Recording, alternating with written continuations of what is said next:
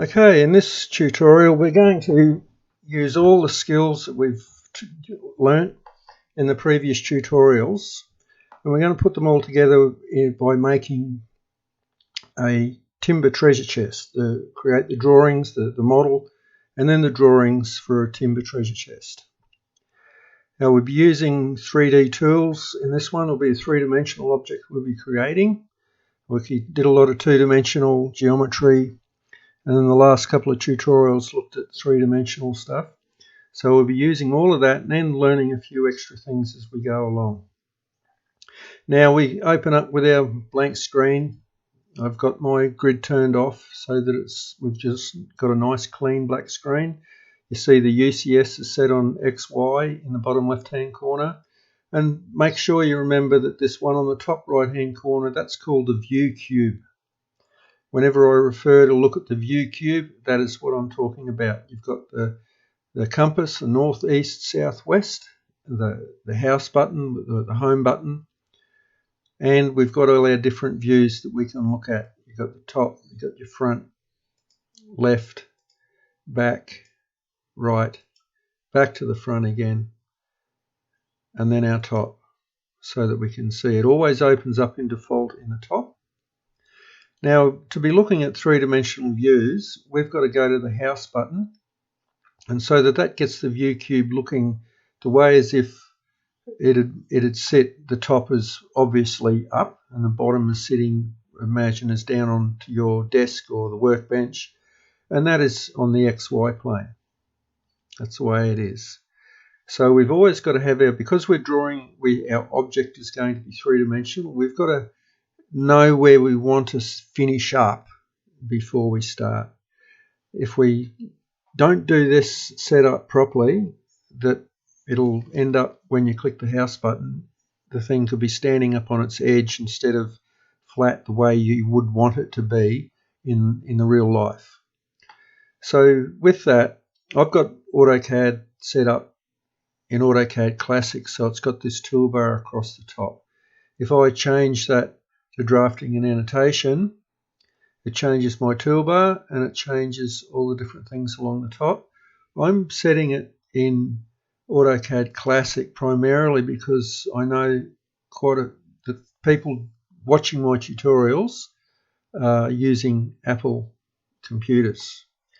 And I'll say to do things and they won't know what I'm talking about because they have these tools, and the newer version of AutoCAD doesn't have this toolbar. So to make it easier for those in Mac, I'll have it in Classic. The toolbars are slightly different places, but it's still exactly the same tools, exactly the same commands. But anyway, we're going to get started.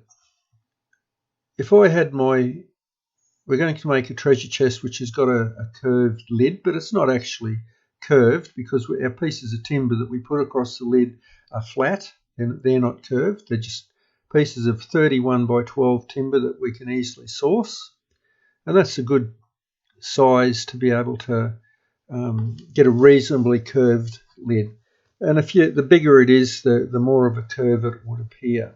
But because the size that we're making, the treasure chest is going to be 250 millimeters long, 150 millimeters wide, and about 120 high. That's not really, it's not a critical measurement. The height, it's just what it ends up being, whereas the width and the length are critical measurements. So we've got to set this up so that we're drawing it where we want. Remember, the XY has to be the plane that you can only sketch on. If I was looking at the front, I would want to have the lid drawn where the XZ is. But we know that we can't do geometry on an XZ line. It has to be on the XY. So what we do with this, because we want to draw three-dimensionally, we click on the View button up the top here. We go down to 3D views. Now I'm going to, because the front is where that I want to draw it, I'll pick the front.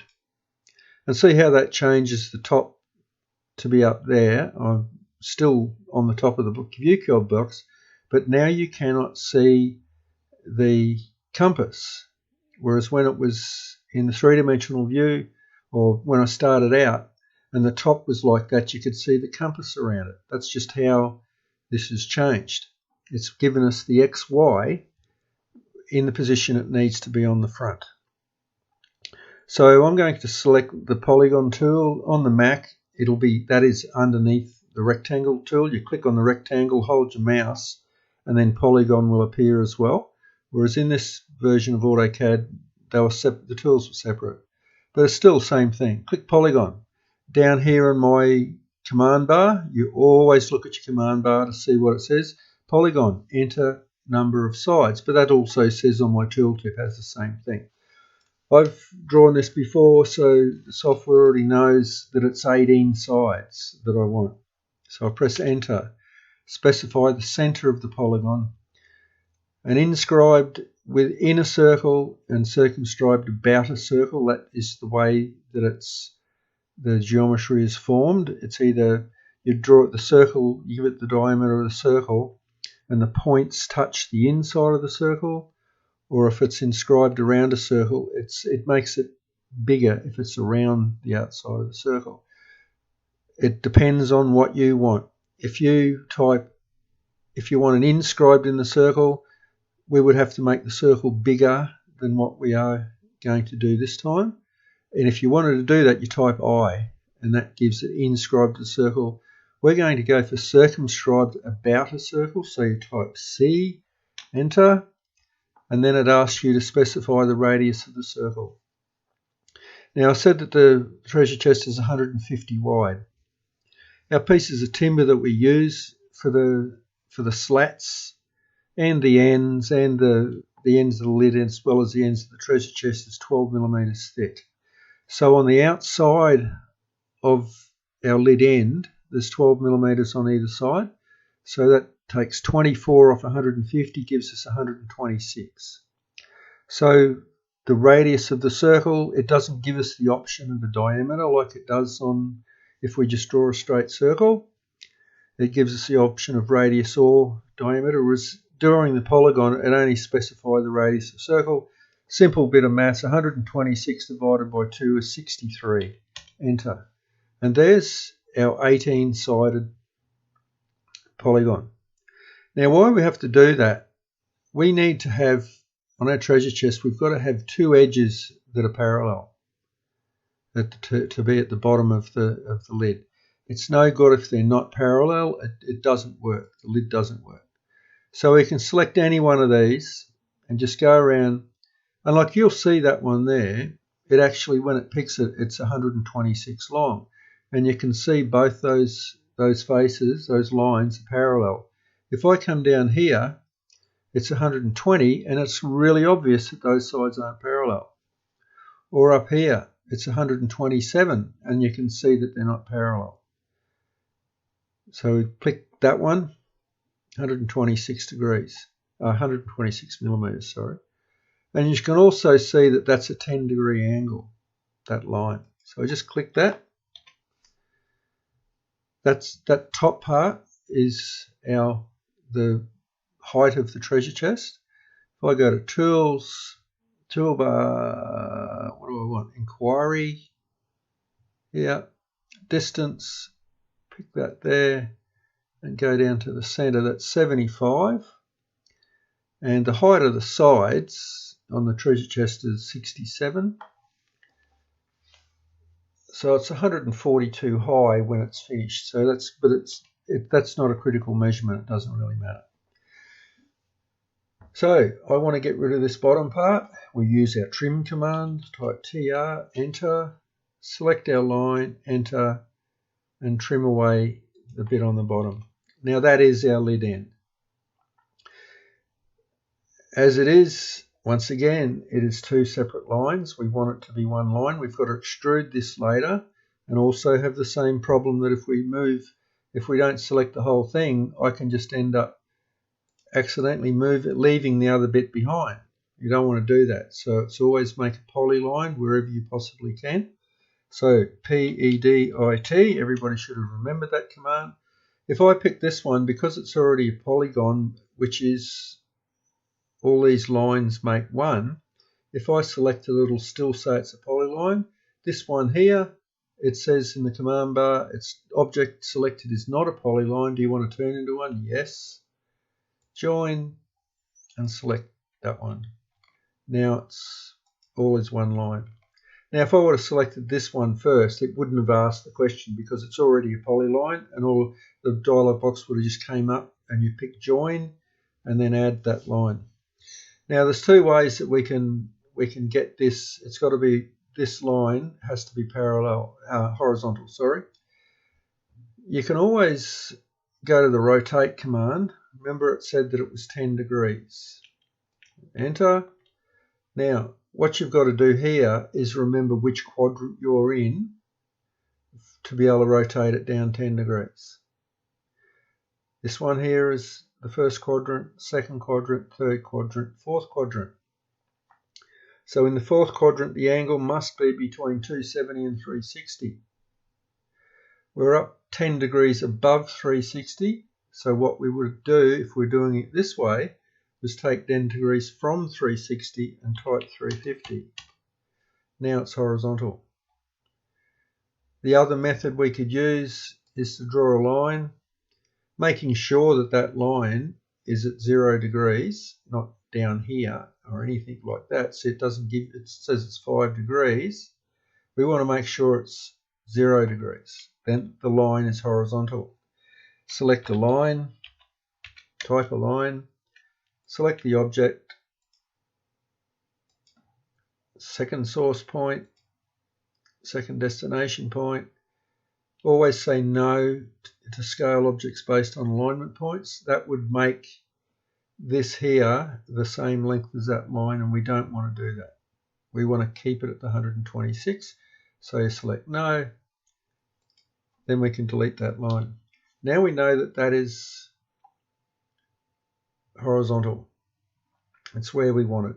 So now if we click the house key, you can see that it's where we wanted it to be on that plane.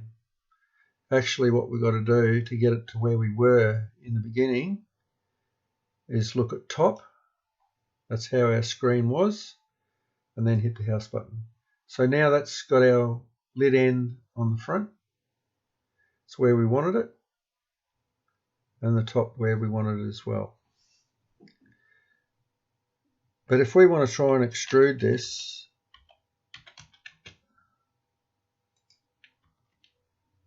we can just type 12. It turned it around so that you see how it's turned it so it's in the Z direction. We can't extrude in Y or X, it can only extrude in Z. Press escape, and now you see how that turned it back, that the X is vertical. We wouldn't be able to extrude that if it was the Z. It has to be in the direction of the extrusion, but the software knows what we wanted to do, so it changed it around.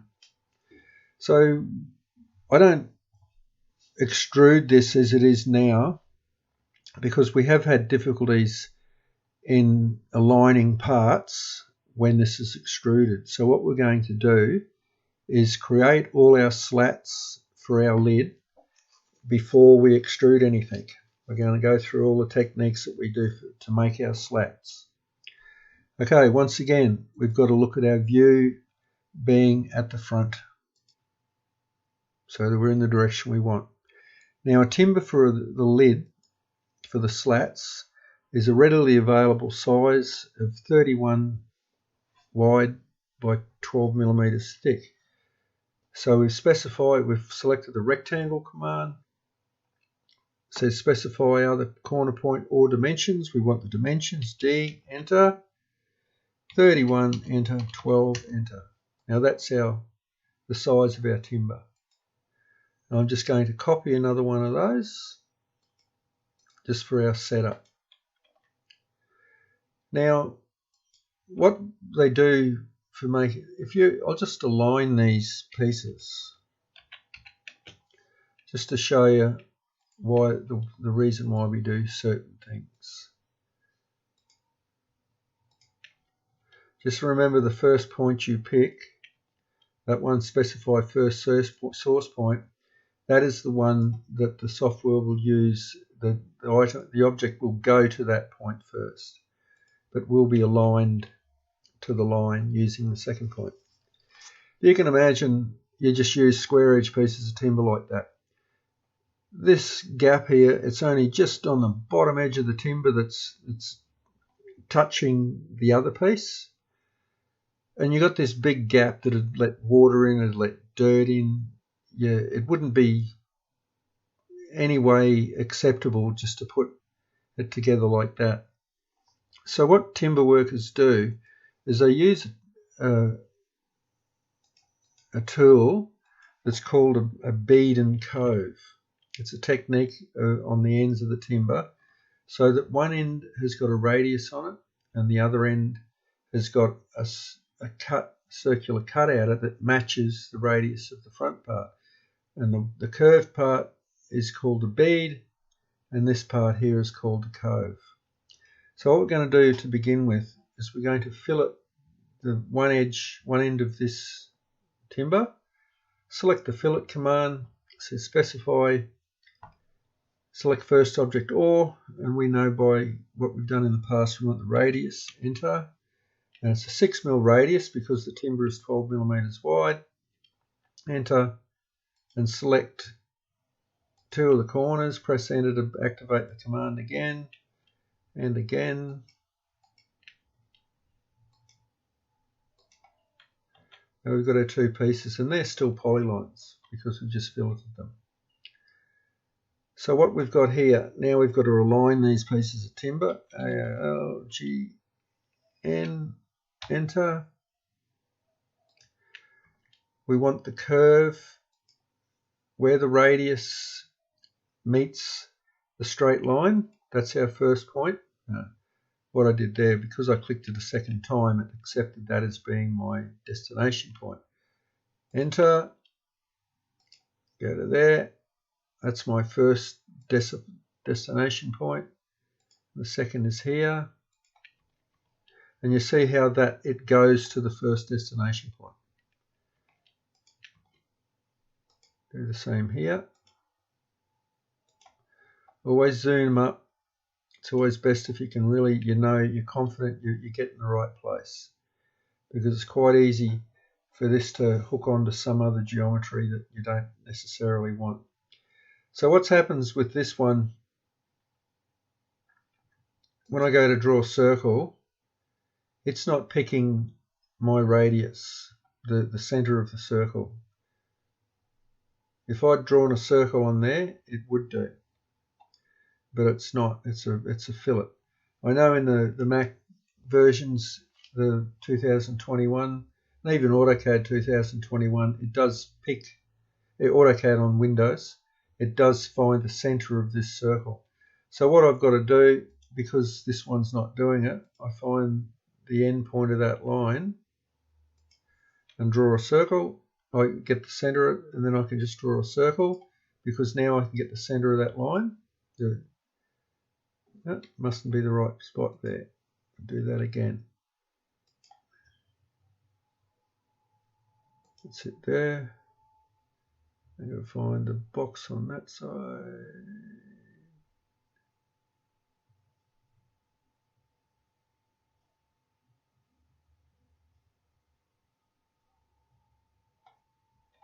I'm going to move this away because that's picking a point that I don't want. And I've got to be aware of that. You've always got to be mindful. But then I know that one there. Now because I've moved that other one, it was picking geometry that I didn't want to pick. So now we've got that. You've got to be careful that you don't get the wrong geometry.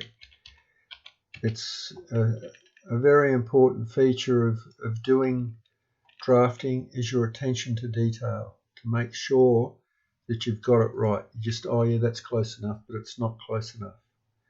There it goes back there. So what we've got now is that I can find the center of this here will be the same as that circle. Pick to the top point there, do that again. If I pick on that point there, just click, it'll and also I know if I right click on this, the properties, radius of 6, diameter of 12. So that's my check to make sure that I got it exactly right, is to check the properties. On Mac, the properties are down here on the right hand side of the screen all the time. If you select the object, the properties will come up. Whereas on mine, it gives me a clearer screen. There's not tools taken up on both sides of the screen. That's a particular thing I don't really like about Mac, that it reduces your working space on your screen. Select the object and I just click properties. And it gives me all the dimensions. It gives the circumference of the circle, the area of the circle. It's a one great big calculator, your computer, so it'll use all the things that it needs to. So now I'm just going to move these, the circle and the top slat away, because now I want to trim this down so it'll be the way that when a treasure chest is created, it'll be the exact size that it will be. So that we'll run this through a table router that's got a tool, a bead and cove tool. So one cuts this radius and the other one cuts this circle, the cove is what it's called. This is the cove, this is the bead. Now as it is now, this is not a polyline, it's two separate lines, so we've got to make it a polyline. Select that one because it's already a polyline, join, enter. Now that's a polyline. Something I haven't done yet, which you should all do, is click save. This is a treasure chest. Make sure you can spell.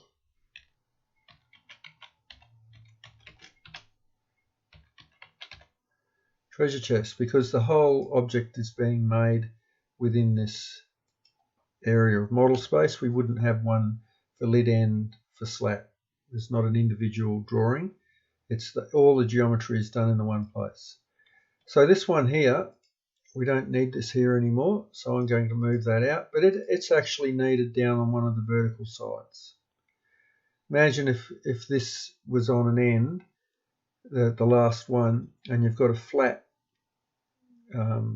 treasure chest body, this one would be at an angle to the treasure chest. That's why this one here has to be vertical, so it all fits together the way that it's meant to. So I want to align this one to the last vertical edge, A-L-I-G-N. It doesn't make any difference which side this goes on. That would change the direction the slats gets put on, but that wouldn't make any difference to the way they'll cut or anything at all like that. So now what we need with this one is we need 9 of these. So I'm just going to click copy. 1, 2, 3, 4, 5, 6, 7, 8. So that gives us 9 all. So now we've got to just align all of these around the lid. A-L-I-G-N, enter. Doesn't matter which end we pick now because this is exactly precisely the same size as the edges of the lid. I'll just show you. We go to Tools, Inquiry, Distance. If I measure from the point here to there, 22.2172. Escape, enter, distance, there to there, 22.2172. It is exactly the same to 0.0002. That's how precise it is. So now we're just going to continue aligning it. If you check that and you find that you've got different sizes, if it's a different length, but make sure it's this bottom one, not the top one. It's going to be longer.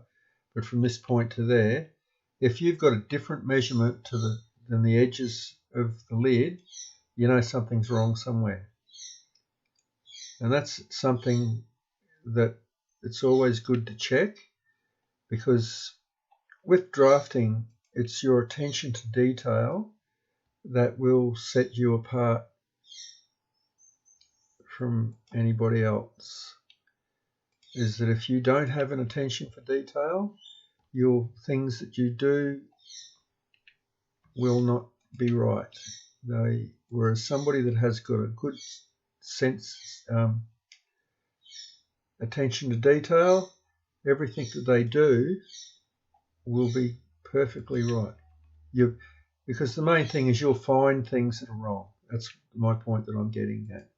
That you'll realise it's wrong, and we're humans, we make mistakes, but it's a matter of being able to see those mistakes, find them before your drawing goes out in the workshop and somebody makes something to your drawing and it's wrong. If somebody in the workshop doesn't make it to the drawing and it's wrong, hey, that's their fault. But if you've created a drawing and it's got incorrect measurements on it, it is your fault. So that's when it's the attention to detail that you check things to make sure that it's right. And even if it's such a minor little thing that you fix it, you just don't say, oh, that's close enough, because close enough is never ever good enough. And it's even more so as a draftsman, because somebody else can do something wrong because of you've given them the wrong information. So we're just putting our last one on here. There you go. That's the lid put together. But right now, you'll notice that both sides it hangs over. So all we need to do is, no, I'll do something differently with that. We'll do that after we've created 3 dimensions. So what we'll do now is turn that around, and we've got our slats and we've got our end. So you see now the way that is, I turned that around, our Z-axis is in the right position to extrude these. So I'll type EXTRUDE, extrude, and I'll do our the lid end first, enter, and now this is 12. Now we'll go through and extrude these. You can extrude them all and they'll still be individual shapes because they're all the same length.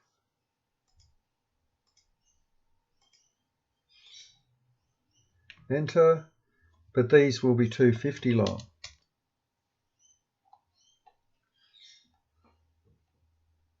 What we need to do is have another end here. It has to be on the opposite end. So if we copy that, and we select this little corner point here, we're going to be able to do that. No, it would be a bit tricky at the moment to do that, because we go back to our view, look at our front. We can see how this is still too long. We don't want that. So we need to be in the XY plane, and we're going to draw a rectangle. I'm going to select this edge and just draw a rectangle that covers that. Pick the edge there, another one there like that. Now we'll hit the house button, spin it around so that we're in the Z axis going the length. So this we extrude, enter, select that one and select that one, enter, and we make it 250 as well. Okay, so what we've done here, what we need to do, we want that rectangle is level with the end. So we want to subtract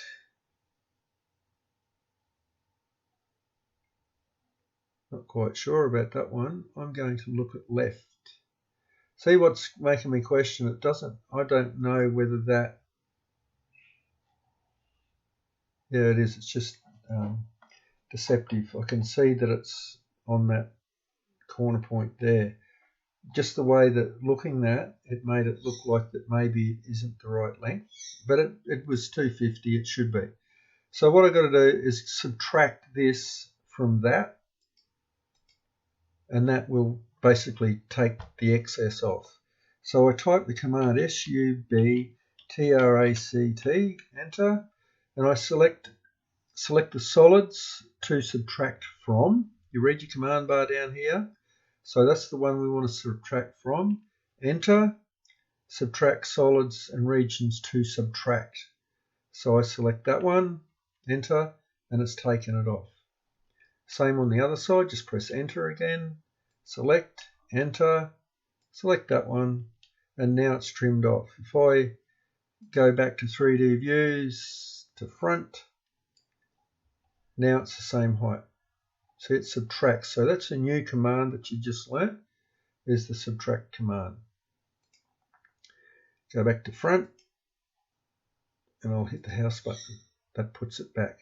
Now all I've got to do is select that one, copy, and because this will be the front corner,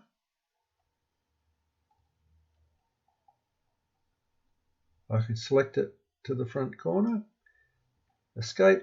Now we've got our two.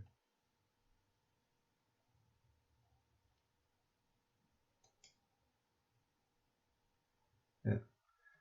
Sometimes it's deceptive. This here is inside.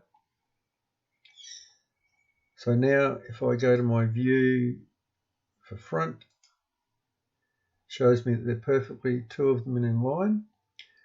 When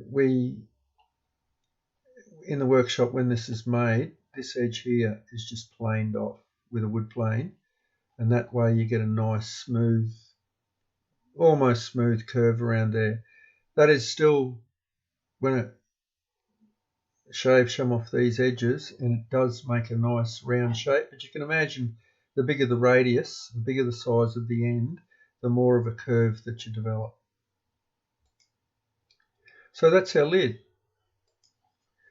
So now what we've got to do now, just remember that if it gets too far ahead here, just stop, just pause it and go back through it again. Just watch it step at a time. Okay, so what we've got to do now is create the body of the treasure chest. So as you can see, we've got our XY plane set at the front here. It's actually showing the top on there, but it's set that we can do it there. So I'm going to draw a rectangle. See how it draws it, even though it's three-dimensional, it's still on the XY plane. I know the lead, the timber for the body is 67 millimeters wide by 12 millimeters thick. And I know the length of it because our lid is 150. So I type D, enter, 150, enter, 67, and click. That is the size of the end. The only way using this work plane that I could do the side was to create the side, the end view. If I click rectangle, and my rectangle, because the length, when it asks for it, if I type D, the length is always on the x-axis, and the y, and the width is the y-axis. So my piece of timber is 12, and it's 67. Enter. There's my rectangle. Now to be able to do anything with that, I've got to extrude that. I can do everything that I need to on the two-dimensional side on this one, but this one I can, working on this work plane, I can only do it on the three-dimensional method. I'll do both because it doesn't really change anything. You can do either or. It's always good to be able to learn a couple of different ways of doing things instead of just being stuck to one. So what I'm going to do first is that I will extrude this one. Enter. Select that. Enter. And it'll be 250 long. So now I've got a solid object and I've got just geometry. So for this one here, so that I can see what I'm doing instead of doing it on an angle, I'll go to the view and look at the front, because I know that this was the front. And when I drew that, you thought, oh wow, that's up near the side there, but that's the way model space is. Because we're three-dimensional, we don't actually know where we're drawing. It looked like it was right up here, but it wasn't. You can't tell where it is. Same as this one here. We thought it was up, but then this could be a long way away. Even if I put it up here, it could be a long way away from this.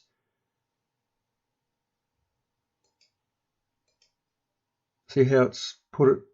It doesn't look like it's right, but it is. It doesn't really matter. When it's been modeled, we can change it. Now what we've got to do here, how it's put together is what's called finger joints. So we've got to create fingers on both of these pieces so that they fit in. Like if you just sit there at where you are now and put your fingers, intertwine your fingers. That's how this works. That's why they call it finger joints. They just, where there's a gap between your fingers, your finger fits. So what we're going to do is draw a line directly on the end there. You can't see it because it's over it. Now this is the advantage of the left and right, left to right selection and right to left selection. If I go right to left, I want to select that line. It selects the whole lot, because right to left, anything it touches. Left to right, it only selects what it covers. So now, even though I can't see that line, I've gone left to right, and now I know that I've got it. I'm going to move that 12 millimeters. Because this will be the depth of our cut, because the depth of our cut has to be the same thickness as the timber. All right. So now I'm going to draw another line between those 2 points. Once again, I select left to right. Now, select it. Now I want to move that down 13 millimeters. Because if you do, we're going to have 5 fingers. If you divide 67 by 5, you don't get an even measurement out of it. So, and nobody works to 0.5 millimeter or anything like that. It's just too difficult. So we work 13. We'll have 4 fingers at 13, and 1 finger will be 15. Or 14, sorry. So we've got that one there. Now we can offset that or copy, whichever way you want to go. We just copy that one, select the line. So it has to be the next 13. Okay. So we always want to make sure that our objects are symmetrical. Like the distance will be the same from both edges. It'll be the middle one that's a different size. So what we can do is select our mirror command. Left to right, we'll select those 2 lines, and then we can get the center of that line, the horizontal line, click, and so now that is exactly the same measurement. Show you this, inquiry, distance. Even though we didn't come in from the edge, there it's 13. Next one's 13. There, it's 13. 13. So they're exactly the same. And this middle one is 15, so there's 15. Now, have a think, how can we get this exactly the same up the other end? Go to mirror once again, left to right, and make sure that we cover this line now. Enter, find your mirror plane is always the center, because then it'll trip it to the other side equally to the other side.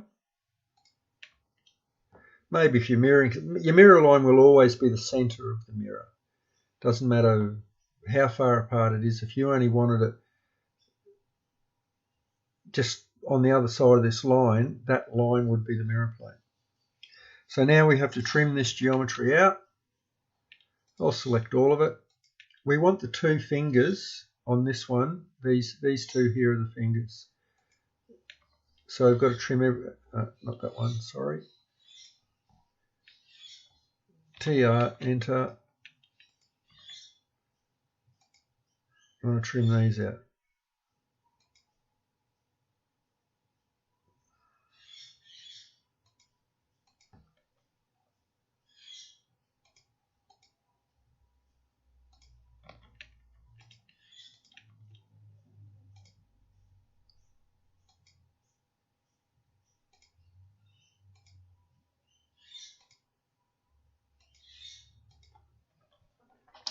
So that will be our end.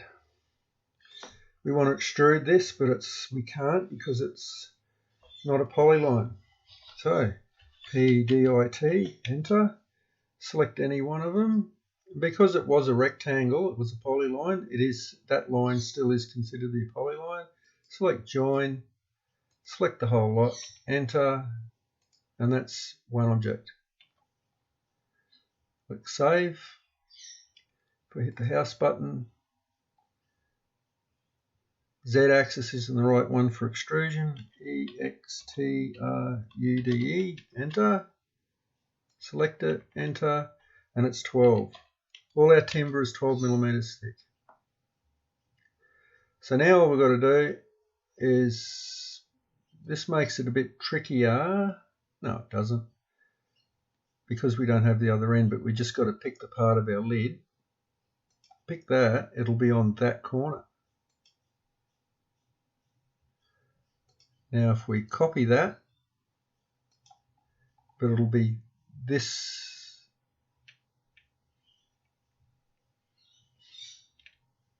that edge will be on that edge. No, I moved it, not copied it. Enter. So we want to pick that one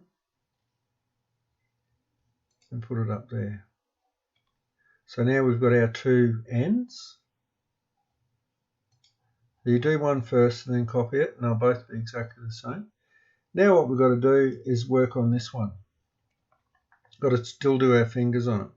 So what we've got to do is go to our view. Well, where are we? 3D views, left.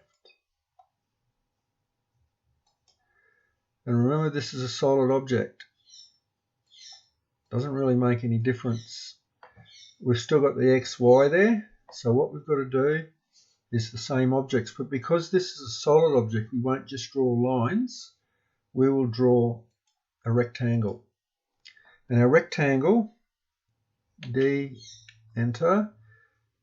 Because it's got to be, the depth is 12 millimeters and the height of the cutout is 13 of the finger.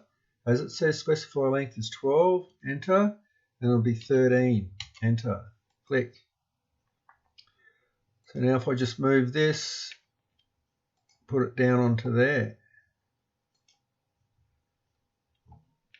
we need a second one,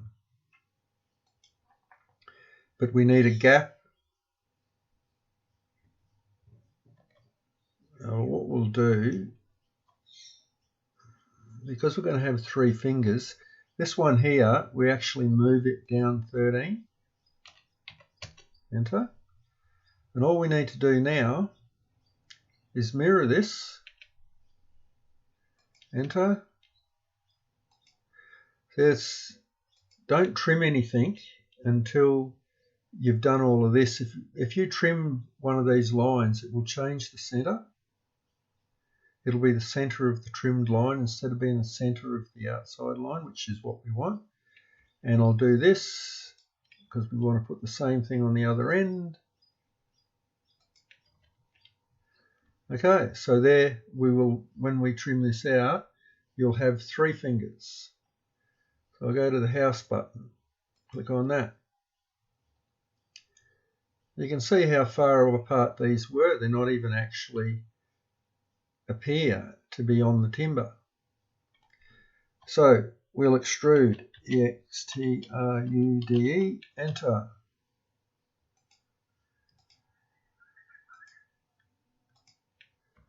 That's where it doesn't really matter. It doesn't matter how much we extrude out of these, how much we extrude them. I can have a look at the top of this and you see how far out they were, but it doesn't really matter because we're going to subtract these. So SUBT, yep, enter. This is what we want to subtract from, enter, and we just select these 4 shapes, enter. So there it is, we've got our cut object, it just subtracted from that, click save. Didn't really matter, did it? Didn't make any difference.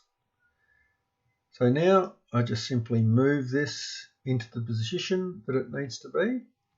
Now this corner here will be in there. And now we copy. I'll just copy this one.